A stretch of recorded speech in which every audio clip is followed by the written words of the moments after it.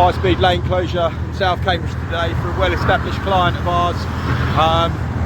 Sorted out all the permits for the client to make their experience as easy and stress-free as possible. And now we're using a cherry picker out on the lane to piece these trees in bit by bit and pollard them down to 4 metres, and then the multi-one loader in there to move the log out to a pad so the estate can process it for firewood.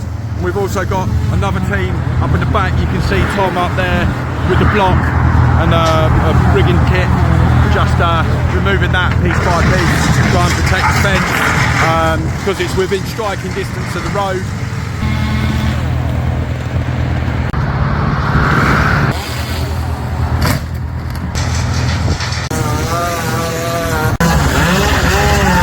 Just singing in the rain.